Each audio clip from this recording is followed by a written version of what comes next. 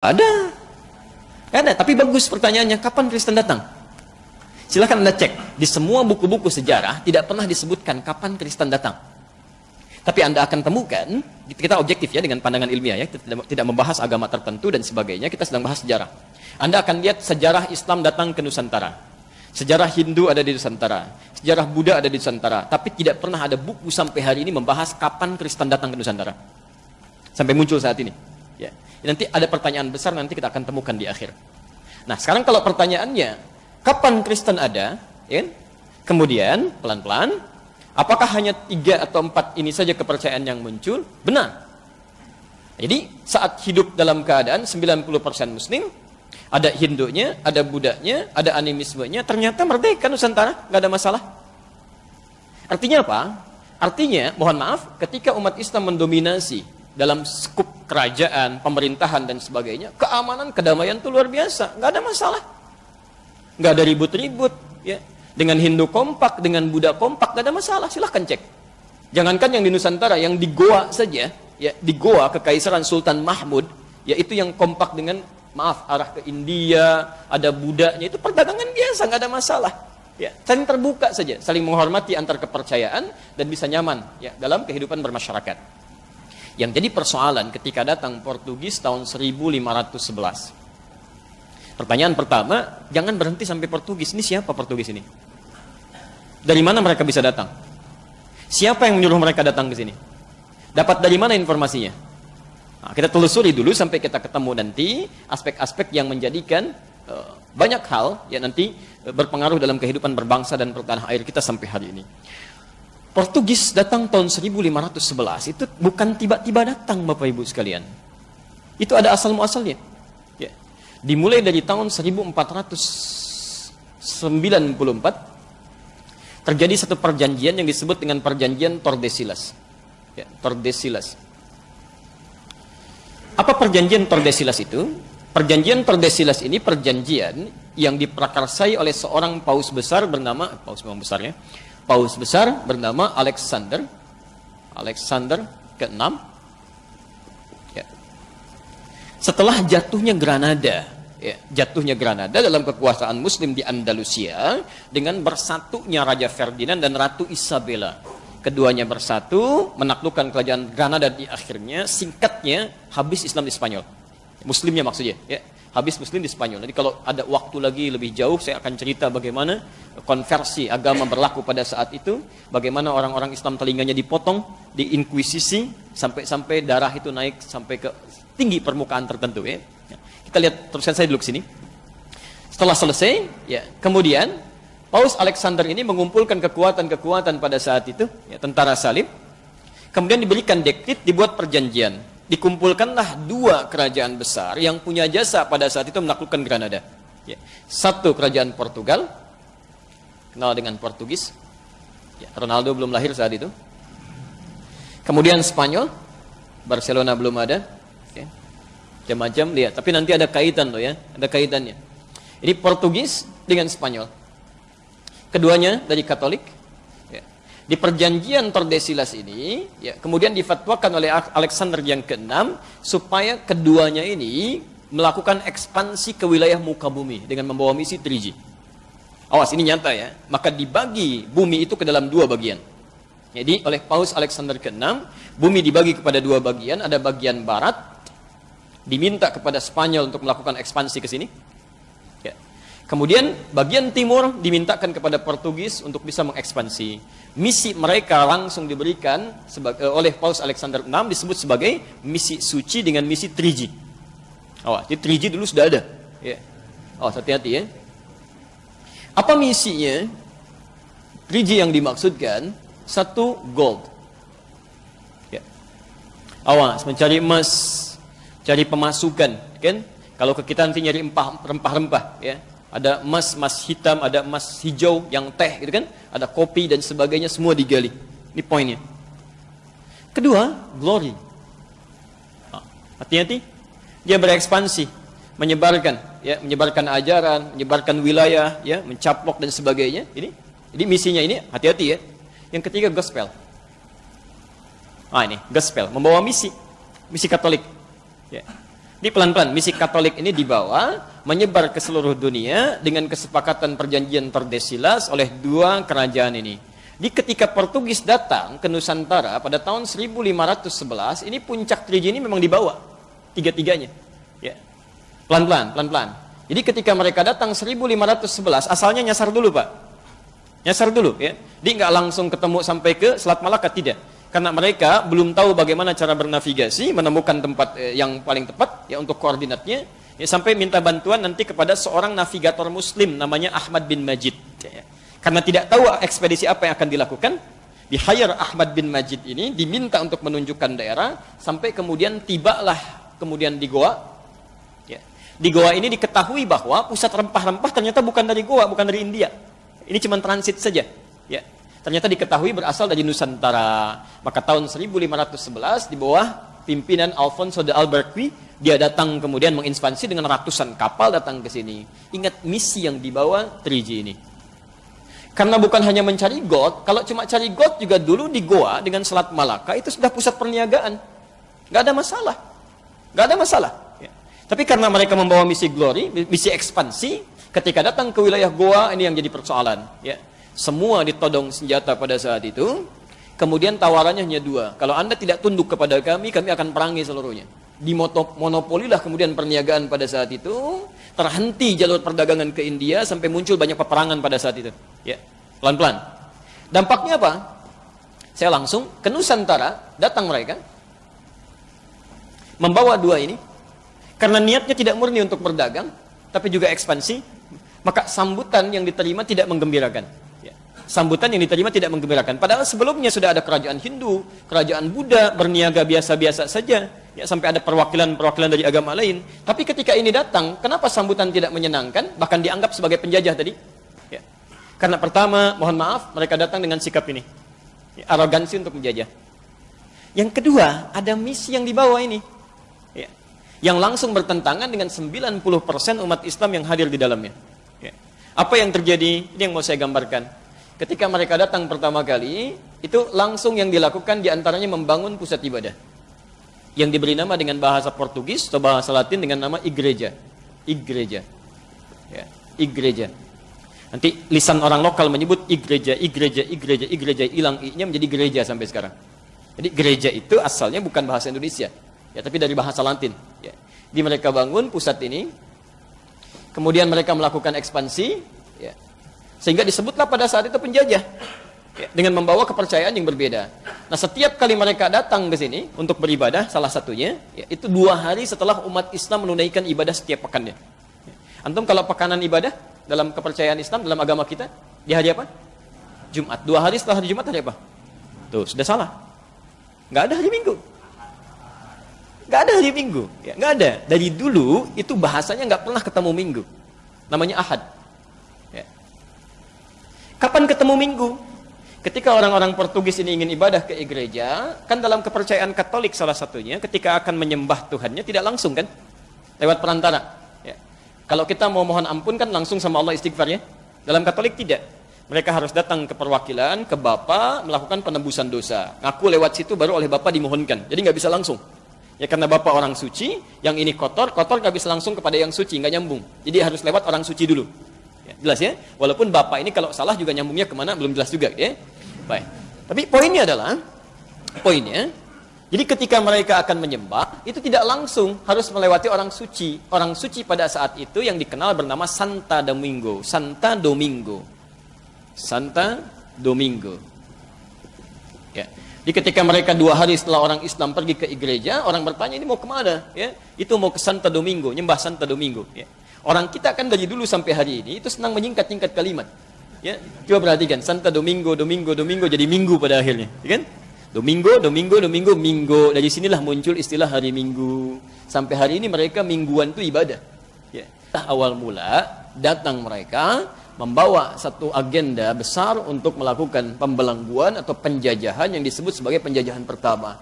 Tapi kenapa di buku sejarah itu selalu terhenti sampai poin nomor 2 saja.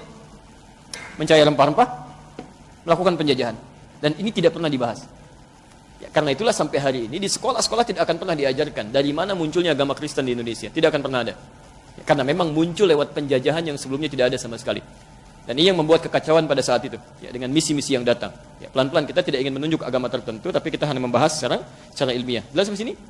Oke, pelan-pelan ini datang sampai kemudian ketika mereka menguasai beberapa tempat, ya, ada paksaan-paksaan.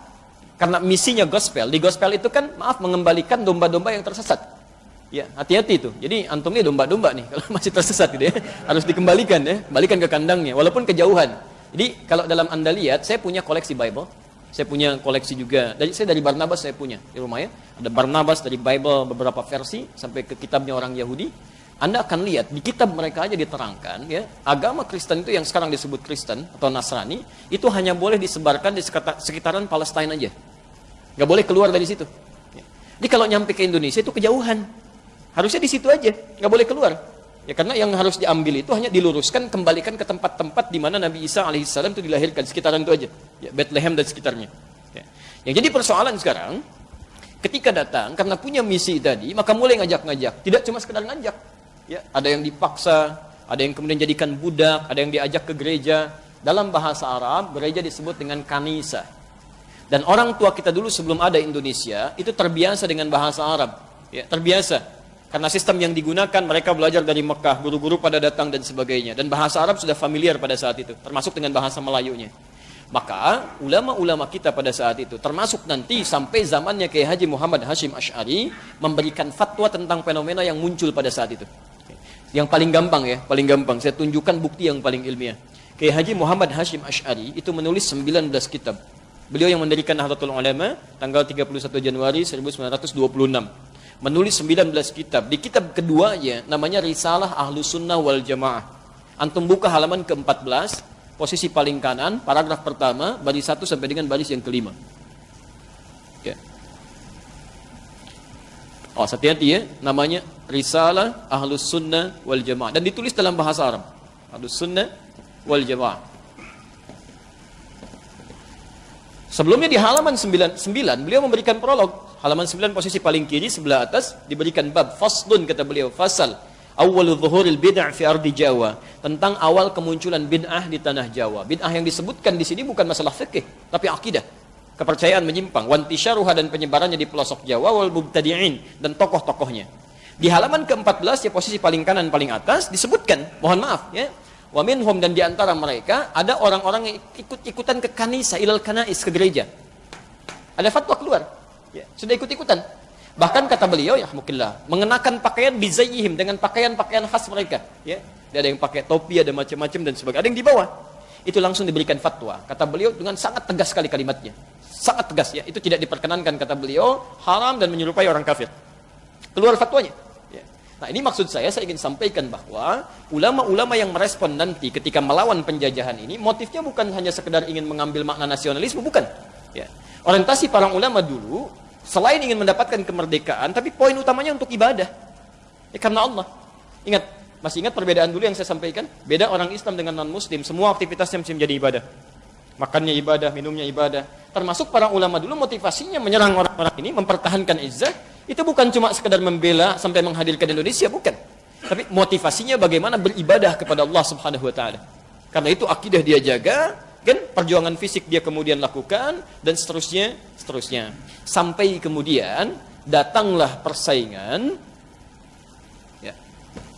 Mulanya datang Perancis, sampai kemudian Spanyol yang paling kuat. Hati-hati, materinya sangat penting ya. Ya, sangat penting. Saking pentingnya nggak bisa dihapus tuh, agak susah. Ya. Baik. 1521, Miguel Hans ya, datang membawa pasukan Spanyol. Pasukan Spanyol tadi masih ingat ditugaskan kemana? Oleh Alexander ke barat, cuman di barat gak ada apa-apa, kosong, ya, Amerika belum ditemukan, gak ada macam-macam, kosong. Jadi dia merasa gak ada sesuatu yang didapatkan. Akhirnya melihat perkembangan Alfonso yang ada di timur, kok bagus nih, prospeknya bagus, maka diikuti. Maka dia masuk lewat Kepulauan Sulu yang sekarang bagian Filipina bagian selatan itu, ya, pada tahun 1521. Filipina juga dulu Muslim. Ya, antum harus tahu artinya Mindanao itu apa. Ya, ada Mindanao, Islamabad, orang cuma tahu kalimat-kalimat apa, Istanbul, itu kan kota Islam.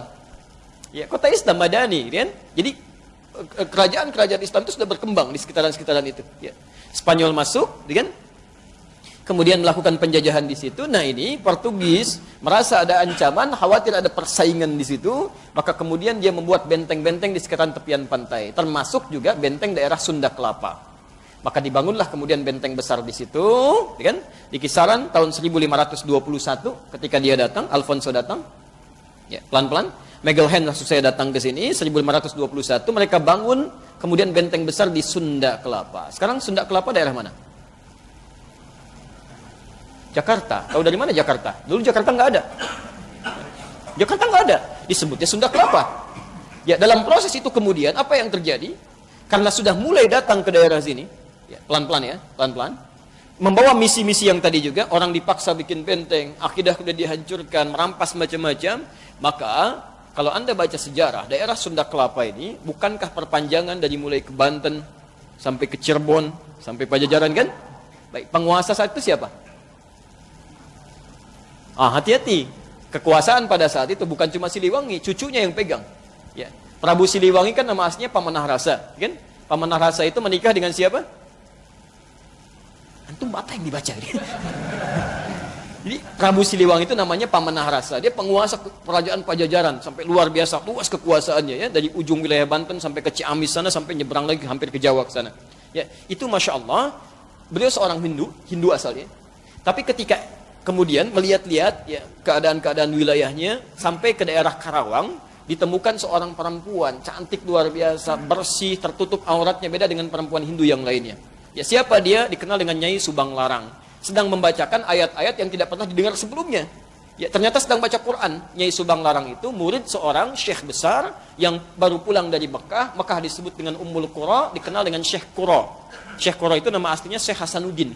Belajar dari situ, ketika melihat jatuh cinta ingin menikah. Disyaratkan kalau ingin menikah dengan saya, Anda harus masuk Islam. Masya Allah, ibu deh ya. Ibu seorang perempuan, ditaksir seorang raja, gitu kan? Yang apa saja bisa dilakukan, tapi dia dengan imannya bisa mengatakan, kalau ingin nikah dengan saya, masuk Islam. Terbayang nggak? Ya? Ada raja, punya kekuasaan, datang ke rakyatnya, kata rakyatnya, mau nikah dengan saya, masuk Islam. Bagaimana iman itu bisa dipegang dengan kuat? Ya. Maka saya persingkat, menikah dengan Nyai Subang Larang, dia masuk Islam, punya anak, tahun 1423, lahir anak pertama, diberi nama Walang Sungsang. Ya. Walang Sungsang. Itu dulu biasanya orang-orang dulu, yaitu memberi nama anak-anaknya sebagian dari pengaruh animisme dengan nama-nama binatang. Ya, persis di tahun-tahun jahiliyah dulu kan. Ada yang diberi nama Khimar, Usama, kan? Asad itu kan si singa, si keledai, macam-macam dan sebagainya. Oke? Oke, 1426 lahir adiknya perempuan diberi nama Rara Santang. Rara Santang. Itu 426. Kemudian 1427 tahun kemudian lahir lagi adiknya bernama Raja Sengara. Raja ya, Sengara. Baik. Begitu lahir langsung melotot mungkin ya, agak sangar. 1427. Nah, yang lebih singkat lagi kemudian ini seluruhnya masuk Islam. Ketika masuk Islam kemudian hijrah ke Mekah untuk berhaji, Walang Sungsang dengan adiknya dulu Rara Santang ini tinggal. Ya. Ketika hijrah ke Mekah itulah berganti nama, Walang Sungsang berubah menjadi Abdullah Iman. Abdullah Iman. Sementara Rara Santang berubah nama menjadi Syarifah Mudaim. Syarifah Mudaim. Ini Syarifah, yang ini Abdullah Ibn. Qadarullah ketika selesai menunaikan haji, saat akan berangkat berkemas pulang, bertemulah kemudian di perjalanan dengan seorang pemuda tampan berasal dari Mesir, namanya Syarif Abdullah. Syarif Abdullah ini siapa? Syarif Abdullah ini ternyata satu di antara dua anaknya, salah satu ulama besar yang sedang mendakwahkan Islam di Nusantara, dikenal dengan Wali Songo. Ada yang dari Mesir namanya Ahmad Jumadil Kubra. Ahmad Jumadil Kubra punya dua orang anak. Satu yang ada di Nusantara di bawah bernama Maulana Ishaq. Dari Maulana Ishaq ini nanti turun Kiai Haji Ahmad Dahlan dengan Kiai Haji Muhammad Hashim Asy'ari. Ya, nanti kita di akhir kalau mau bacakan nasabnya. Kemudian dari satu lagi bernama Syarif Abdullah yang tidak diajak ke Nusantara, tapi sedang sibuk kemudian dia belajar sampai menunaikan haji ke Mekah. Di Mekah inilah bertemu dengan Syarifah Mudaim, jatuh cinta ke sini, minta izin menikah, dinikahkan kemudian oleh kakaknya, diboyong ke Mesir. Di Mesirlah berumah tangga sampai selama 20 tahun, lahir anak diberi nama Syarif Hidayatullah. Dialah yang belajar nanti di Mesir sampai ke Ibnu Athaillah As-Sakandari dan sebagainya. Ketika selesai itu pulang, ini Abdullah Iman pulang duluan, diberikan wilayah oleh Prabu Siliwangi dikenal dengan Pamanah Rasa, sampai singkatnya dikenal dengan Cirebon sekarang. Dulunya Lemah Wungkuk. Ya, cuma dia satukan, ada dua riwayat di situ, ada orang yang senang mengambil udang-udang rebon itu, ya. sehingga disebut dicampur dengan air disebut dengan Cirebon. Ya, ada riwayat lain mengatakan dari Caruban. Caruban itu campuran, karena ketika datang ke Lemah Wungkuk ada etnis-etnis yang berbeda. Ada Arab, ada sebagian Cina, ada orang lokal. Ketika dicampurkan dari Caruban, lisan orang kemudian berubah jadi Cirebon. Ya, dan itu kemudian yang dikelola oleh Abdullah Iman. Setelah 20 tahun Syarif Hidayatullah pulang, saat pulang bertemu kakeknya, sedang berada di Gunung Jati. Maka singkatnya diberikanlah kemudian kewenangan untuk mengatur dari Gunung Jati. Maka dikenal dengan Sunan Gunung Jati. Ya. Nanti punya 2 orang anak perempuannya dinikahkan dengan panglima besar, hebat, luar biasa, dan soleh dekat dengan Allah. Dikenal dengan Fathullah. Lisan orang kita menyebut dengan Fatahillah, nanti Portugis yang akan menyebut dengan Faletehan. Sunan Gunung Jati inilah kemudian yang mengontrol wilayah-wilayah, menyatukan dengan Banten, yang saat itu dipegang oleh Hasanuddin, bagian dari keluarganya juga, kan? Nah, ketika melihat Portugis masuk ke sini, sudah mulai mengacau, termasuk ke akidah dan sebagainya, maka diutuslah Fathullah atau Fatahillah atau yang disebut dengan Faletehan untuk bisa mengimbangi, bahkan bisa menghancurkan dan melepaskan Sunda Kelapa dari jajahan Portugis. Singkatnya pada tanggal 22 Ramadan 933 Hijrah, bertepatan dengan 22 Juni 1527, 25 Juni atau 22 Ramadan. Ya, Ramadan 933 Hijrah. Dengan izin Allah Subhanahu wa taala ini ditaklukkan. Anda harus ingat sebelum berangkat itu Masya Allah mereka kaidah-kaidah jihad. Berwudu dulu, kan? Kemudian sholat, memohon kebaikan pada Allah Subhanahu wa taala, membersihkan niat. Dengan izin Allah ditaklukkanlah ini. Ketika ini selesai, ditaklukkan, selesai singkatnya Portugis kalah, maka mereka mulai berpikir, apa yang akan kita namakan dengan nama kota ini? Maka setelah mereka merenungkan, tidak mungkin ini terjadi kecuali karena izin Allah Subhanahu wa taala. Dalam Islam tidak ada penyerangan. Ya, tidak ada penyerangan, tidak ada tembak lukai orang, tidak. Hanya bertahan dalam kebaikan. Karena itu Islam tidak pernah mengenal ekspansi, tapi disebut dengan Fathu Makkah, pembukaan kota Mekah. Kita harus buka Sunda Kelapa ini, karena ini daerah kita dijajah oleh orang. Kita harus buka lagi. Ya, maka di Quran ada surah Al-Fatah, surah ke-48, terinspirasi dari situ ayat pertamanya Inna fatahna laka fatham mubina. Terenungkan dari sini tidak mungkin kalau dengan izin Allah kita mendapati fathah ini. Maka diberi namalah kemudian nama Sunda Kelapa ini dengan Fatham Mubina. Fatham Mubina itu kemenangan yang sangat luas, ya. Dalam bahasa lokal disebut dengan Jayakarta. Jadi Jayakarta itu bahasa Quran. Jayakarta. Yang kemudian akan disingkat menjadi Jakarta. Kemudian hari. Sampai hari ini, ulang tahun Jakarta, sampai hari ini sebagai syukur nikmatnya itu dilekatkan pada tanggal ini. Ya. Jadi sebetulnya bukan, maaf ya, dari kemerdekaan atau disebut sekarang ulang tahun Jakarta, itu hakikatnya sebetulnya pembebasan Sunda Kelapa yang menjadi Jayakarta dengan izin Allah Subhanahu wa taala, bukan cuma pembebasan dari penjajah, bukan. Ya, ada pembebasan dari akidah, dari macam-macam dan sebagainya. Karena itu orang-orang yang paham sejarah, para kiai, para ulama dan sebagainya, mereka Masya Allah sangat nangis gitu ya. Kalau kemudian Jakarta ada sesuatu yang terjadi yang tidak dikehendaki. Ya, ada persoalan-persoalan akidah dan sebagainya. Itu turunan yang lain. Saya tidak mau bicara lebih jauh ya. Baik. Nah, saya mau turunkan ke sini pelan-pelan. Cuma apa yang terjadi ketika Portugis mulai melemah, datanglah Belanda. Ya, Belanda ini asalnya Bapak Ibu sekalian, itu kecil Pak Bu, nggak kuat. Dia itu Protestan, ya, Protestan. Jadi kalau Portugis itu Katolik, ya, kemudian Spanyol Katolik, Prancis Katolik, kalau Belanda itu Protestan. Asalnya Belanda ini cuma punya tugas untuk menyalurkan rempah-rempah yang telah didapatkan oleh Portugis untuk disalurkan ke Eropa bagian utara. Hanya nanti dalam satu perjanjian di kisaran tahun 1638 ada satu perjanjian, ya. Perjanjian ini nanti membebaskan mereka ya, dari jajahan Prancis pada saat itu, ya, dan Spanyol. Jadi Belanda itu pernah dijajah Spanyol, Pak, Bu. Ya, pernah dijajah Spanyol. Jadi Protestan dijajah oleh Katolik. Ya. Di Katolik menginginkan nggak ada Protestan di wilayah itu, sementara Protestan bertahan dari penjajahan Katolik pada saat itu. Ya. Nah, ketika ada perjanjian ini, maka disepakati semua mesti mundur, kan? Nah, berjayalah Belanda. Ternyata mereka beberapa tahun sebelumnya sudah menyiapkan dan sudah memulai ya, mengirimkan beberapa pasukan-pasukan untuk meneruskan misi Portugis. Sekiranya sudah mulai melemah, ya, maaf, hilang pengaruhnya dan mereka bisa masuk. Maka secara singkat tahun 1619 sebelum terjadinya ini, Itu sudah dikirimkan beberapa pasukan-pasukan masuk ke wilayah sini yang mereka ganti namanya menjadi Batavia dan kemudian mendirikan VOC ya, untuk syarikat dagangnya. Nah, dimulai dari situlah kemudian Belanda datang, tapi tidak menghilangkan misi 3G-nya. Yang mau saya sampaikan saya dengan cepat. Nah, ternyata di sini yang pertama kali menyikapi itu bukan kepercayaan agama lain. Orang Islam, Pak. Muslim. Maka mereka mulai merenung semua stakeholdernya, yang di luar, yang di dalam dan sebagainya, yang di Mekah, yang di Eropa. Ya, kita harus bebaskan ini. Nggak mungkin semua sampai terbelenggu mau sampai kapan. Dan tidak mungkin kita bisa melawan mereka dengan persenjataan yang sangat canggih, kekuatan yang sangat lengkap dan sebagainya, kecuali dengan yang lebih canggih lagi.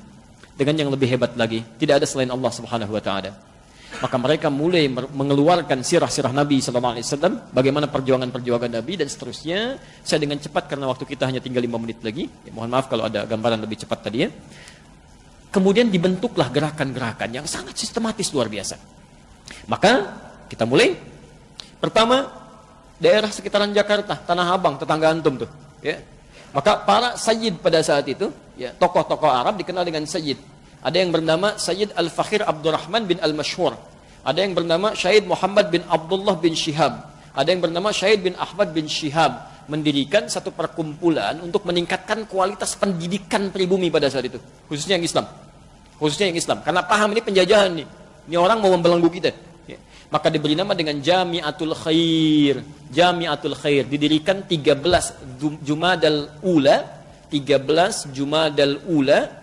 Bulan yang kelima tahun 1333 Hijrah. 1223 maaf, 1223. Ya, atau di tanggal 27 Juli ya, tahun 1905 Masehi. Ya. Jami'atul Khair maka didirikan ya, di bawah guru-guru ya, termasuk dari luar sampai kemudian alhamdulillah didapatkan seorang guru besar bernama Syekh Ahmad Syurkati. Ya. Syekh Ahmad Syurkati ini seorang guru besar, seorang tokoh belajar sedang di Mekah tahun 1911. Ini orang Sudan, di-hire mau datang ke Nusantara mengajar anak-anak kita. Di antara yang diajar itu nanti ada Kiai Haji Ahmad Dahlan, ada tokoh-tokoh yang lainnya dan sebagainya. Syurkati dari bahasa Sudan, syur artinya kitab, katiatnya banyak. Yang punya banyak penguasaan kitab, termasuk ayahandanya banyak menguasai kitab. Ya.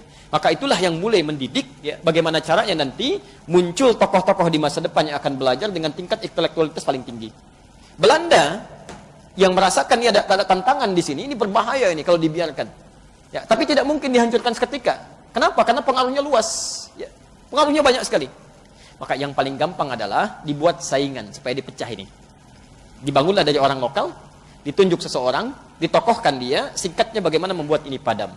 Maka dibuatlah persaingan di tanggal 20 Mei 1908.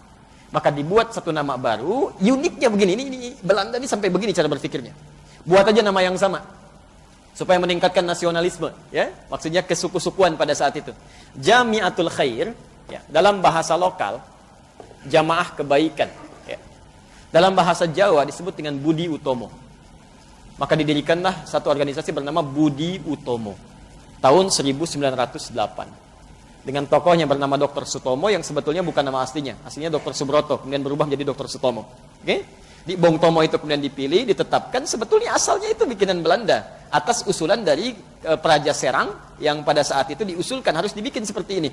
Ya, dibuatlah, ini akan menggemparkan barangkali sebagian informasi yang muncul. Tapi nanti saya tunjukkan di mana informasi ini berada dengan bukti yang sangat ilmiah. Ya. Maka diciptakan ini untuk menghambat perkembangan Jami'atul Khair. Termasuk menghilangkan isu-isu nasionalisme untuk membentuk kesatuan kemerdekaan. Maka setiap turunan dari sini muncul 1911 ya. Kemudian syarikat Islam, asalnya Syarikat Dagang Islam, dipelopori oleh Kiai Haji Samanhudi. Yang diteruskan nanti kemudian dengan munculnya HOS Cokro Aminoto. Asalnya Cokro Aminoto, cuman setelah menunaikan haji, Umar Said tambah haji. Haji Umar Said Cokro Aminoto. Ya? Jadi secara bersamaan ada yang di Jakarta, ada yang di Surakarta Samanhudi, ada yang di Surabaya, HOS Cokro Aminoto. Ya kan? Ini semua bergerak bersamaan dan sekali lagi takut Belanda. Takut ini kalau berkembang luas nih bahaya pergerakan ekonomi ini. Dikhawatirkan seperti terjadi revolusi Cina yang terjadi tahun 1911 diprakarsai oleh Dr. Sun Yat-sen. Ya, mereka bisa berhasil karena ditopang oleh Cina Muslim, Pak. Ya, Cina itu dulu ya. Cuma sekarang sejarahnya dirubah. Kalau antum lihat film-film revolusi Cina itu, ya, itu yang ada Donnie Yen dan sebagainya, gitu kan? Yang kemarin beberapa pekan lalu ditayangkan itu sudah berubah itu. Yang ditampilkan baratnya, ya bukan sisi kebaikannya. Nah, ini mereka khawatir, maka dibuatlah saingan Syarikat Dagang Islamiyah. Ya. Jadi yang ini dibuat Budi Utomo, yang sana dibuat Syarikat Dagang Islamiyah. Tapi ternyata dengan izin Allah, siapa yang tulus itu yang langgeng. Ini langgeng, yang dua tadi hancur. Coba antum bisa nggak temukan sampai sekarang? Saya mohon maaf ya, alumni dari sini, Jamiatul Khair, Kiai Haji Ahmad Dahlan, bisa mendirikan Muhammadiyah. Berapa sekolah yang telah beliau bangun? Sampai hari ini. Universitasnya, rumah sakitnya, segala ini didirikan dari sini. Sampai mendirikan Muhammadiyah itu pada tanggal berapa? 8 Zulhijjah 1330 Masehi, 18 November 1912, ya. 1330 Hijriah, 1912 Masehi. Baik, itu sampai sekarang ada. Tapi apakah saya mau tanya, antum pernah dengar nggak sampai sekarang sekolah Bung Tomo? Ormas sampai nggak ada, karena itu bikinan. Dan yang paling menarik dalam setiap konferensi Yong Java dan sebagainya itu selalu mengatakan tidak boleh ada persatuan, nggak ada bangsa Indonesia. Kalimat bangsa Indonesia itu dibawa oleh orang-orang alumni sini. Dan termasuk yang paling menarik, salah satu muridnya Haji Omar Said Cokroaminoto adalah Insinyur Soekarno. Itulah yang dilatih oleh Soekarno. Dilatih oleh Cokroaminoto bagaimana cara berorasi, bagaimana cara memetakan dan sebagainya, sampai dengan singkatnya diraihlah kemerdekaan itu. Tidak banyak orang tahu bahwa Jalan Pegangsaan Timur nomor 56 itu ketika akan melakukan satu hal yang sangat dicatat dalam sejarah yang disebut dengan proklamasi itu, rumah itu diwakafkan oleh orang Islam, orang Arab, keturunan Yaman. Yang kemudian oleh Bung Karno diberikan penghargaan, langsung nulis surat langsung ditandatangani oleh beliau sendiri. Itu orang Islam yang punya. Yang sekarang jadi gedung Merdeka itu ya, seterusnya. Itu orang Islam yang punya. Diwakafkan sampai diberikan madu Bung Karno sebelum beliau proklamasi dan setelahnya. Ya. Jadi kalau Anda bertanya kemudian, bagaimana sikap seorang Muslim dalam menyikapi kemerdekaan ini, kita kembalikan. Ya. Bahwa merdeka itu kan tidak diraih. Mohon maaf ya, bukan dengan perjuangan semata. Kalau berjuang banyak yang berjuang. Tapi ketika mereka berjuang tidak dapat apa-apa. Mereka berjuang dengan kalimat tauhid. Saya mau tunjukkan cepat. Antum pernah lihat nggak? Pernah dengar? Ketika Insinyur Soekarno, Bung Hatta dan sebagainya ditahan oleh Belanda di sana Yogyakarta, kemudian dibuang sampai ke Bangka. Siapa yang berjuang? Yang gerilya siapa? Jenderal Besar Sudirman. Siapa itu Jenderal Besar Sudirman? Hati-hati jangan keliru, itu seorang guru. Guru yang disiapkan oleh siapa? Perguruannya Ahmad Dahlan. Itu guru sekolah Pak. Ya angkatannya, Masya Allah, angkat senjata, gerilya dengan nama Allah. Dalam keadaan ditanduknya separuh paru-parunya, kemudian berjuang. Didapatkan sebuah kemenangan dan luar biasa. Pada akhirnya diproklamasikan, jadilah Indonesia. Kemudian dirumuskan sampai ketemu Pancasila. Pancasila itu yang merumuskan 5 orang. Siapa yang 5 orang ini? Semuanya orang Islam. Semuanya orang Islam. Silakan. Dari mulai bapaknya Gus Dur, ya, Kiai Haji Wahid Hashim. Kemudian nanti ada Ki Bagus Hadikusumo, ada Mr. Kasman Singodimiju. Semuanya orang Islam. Sampai disebutkan dari situ sila pertamanya apa?